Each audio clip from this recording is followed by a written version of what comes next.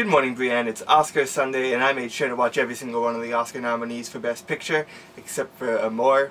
Sometimes I don't feel like reading my movies. I like to watch them. Zero Dark 30.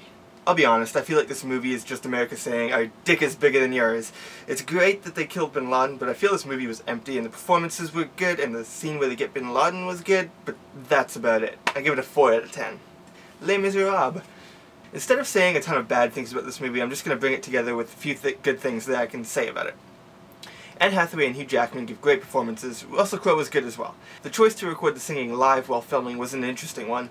I think they would have been fine to do it the traditional way, but kudos for trying something new and challenging. I do think that it brought some honesty to the characters, but only enough to make me think, oh, that was an off note, oh, that's a little pitchy, but that's okay, it still sounds good. Not to make me care about them. All in all, I feel like the movie was wholly pretentious, thinking it can get away with anything just because it's Les Miserables. It's been long enough since the last one that they can do it again with the big stars of today. Sing some songs, do some things differently, and hope to win a few Oscars. 5 out of 10. Beasts of the Southern Wild. This movie was interesting. Still I'm not sure how to feel about it. It was gripping and emotional, and it really made me think about poverty. I'm not sure that's what it was meant to do though. All in all, I don't recommend it for everyone, but it can be very powerful though. So it is worth a good watch. I give it a 6 out of 10. Lincoln. Honestly, I think this movie was boring. But as always, Daniel Day-Lewis is absolutely outstanding.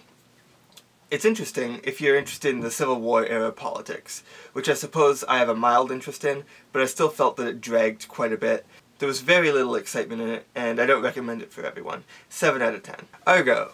I always say Ben Affleck is a better director than he is an actor. Every movie he's directed has been nothing short of fantastic, and Argo is no different. The exciting true story of 6 Americans stuck in a hostile Iran, and there's a wild plan in place to get them out of the country. There were no real standout performances other than Ben Affleck as director. And it's come to my attention that the president, I forget which president it was that was president at the time of this happening, he came out and said that Canada had a way bigger role in it and the movie didn't give them credit. Yay, Canada! I give it a 9 out of 10. Silver Linings Playbook. Touching story about a deeply troubled Bradley Cooper who finds his inspiration in a deeply troubled Katniss Everdeen. All things said, it was a truly fantastic movie and every bit deserving of being nominated for Best Picture. Great performances all around, though I was far more impressed with Cooper than I was with Jennifer Lawrence. 9 out of 10. The Life of Pi. Unfortunately, I never read the book, but this movie made me wish that I had. The visuals were stunning and the story was inspiring. This has got to be one of the most interesting movies. I've seen in a long time. I recommend it for everyone. I have one small complaint, and that's that but it doesn't really change how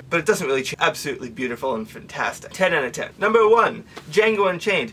I love this movie! I love Tarantino, or I hate him sometimes. Kill Bill, Death Proof were not my favorite movies to say the least, but I loved Reservoir Dogs, Pulp Fiction, and a bunch of others.